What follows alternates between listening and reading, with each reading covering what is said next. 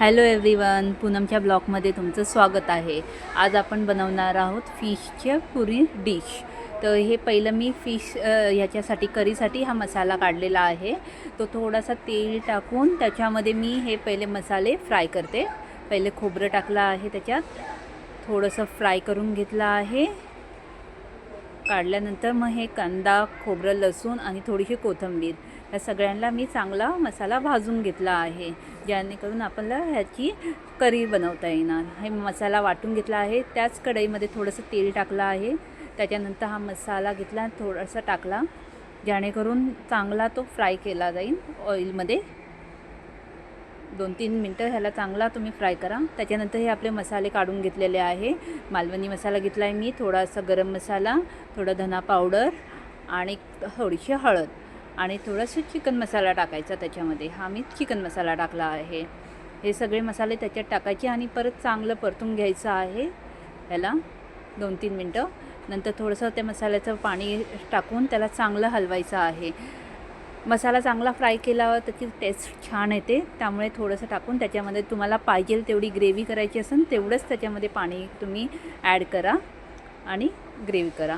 नंतर ह्या ग्रेव्हीला थोडंसं उकळी आल्यानंतर तुम्ही त्याच्यामध्ये चवीनुसार मीठही टाकू शकता। तुमच्यासाठी तुम्हाला पाहिजे तेवढं चवीनुसार मीठ टाका। नंतर त्याच्यामध्ये फिश तुम्ही हे करा। मी 2-3 पीस त्याच्यामध्ये ॲड केलेले आहे आणि हे उकळायला ठेवलेलं आहे। मी वरतून थोडीशी कोथिंबीर ॲड केलेली आहे। ही झाली माझी फिश करी।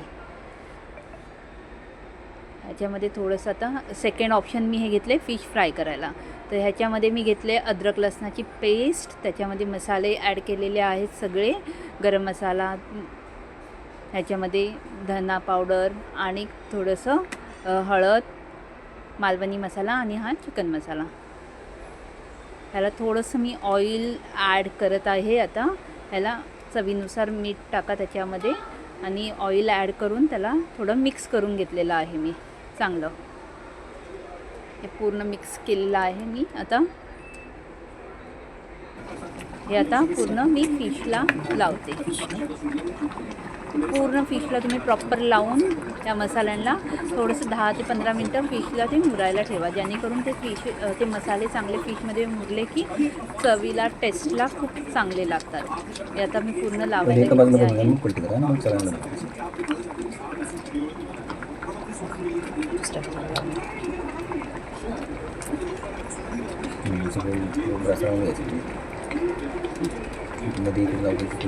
दोन्ही बाजूने प्रॉपर लावायचे आहे, जेणेकरून मसाले चांगले लागतील आणि ते पूर्ण ॲड होऊन जातील।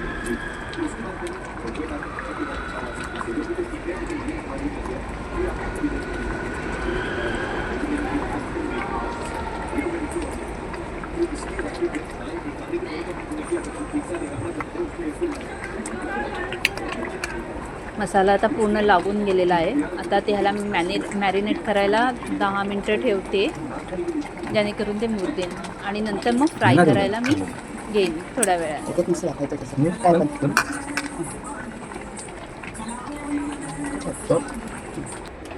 आता मी 10 मिनटं झालेले आहे। आता मी थोडा हे घेतलेला आहे, पॅन घेतलेला आहे, त्याच्यावर थोडंसं तेल ॲड केलेलं आहे आणि आता त्याच्यामध्ये मी फिश फ्राय करायला टाकत आहे।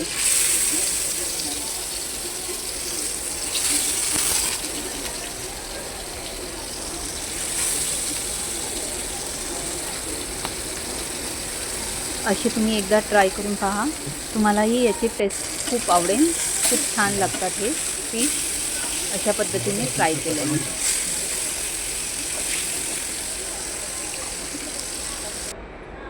आता मी भाकरी बनवायला घेतलेली आहे।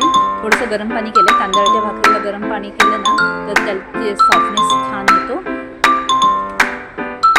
तांदळाची भाकरी मी बनवायला स्टार्ट केलेली आहे। फिश म्हणजे तांदळाची भाकरी खूप छान लागते खायला।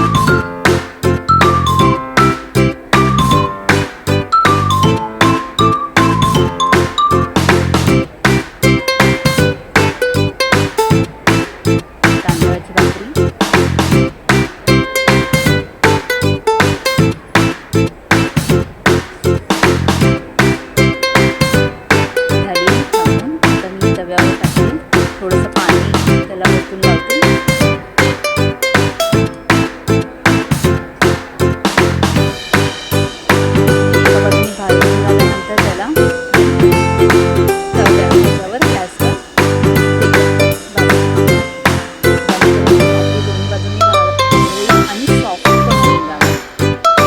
भाकरी तुम्ही पण ट्राय करा, सॉफ्ट होते. थोडंसं गरम पाण्यामध्ये त्याला पीठ मळायचं.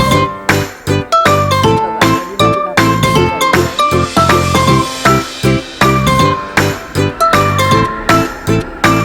ready झाली रेडी माझी भाकरी. आता ही माझी पूर्ण डिश रेडी झाली आहे. फिश करी, भाकरी, राईस, फिश फ्राय आणि त्याच्यासोबत कांदा. ही पूर्ण मी डिश रेडी केली आहे. जर ही डिश तुम्हाला आवडली असेल तर प्लीज लाईक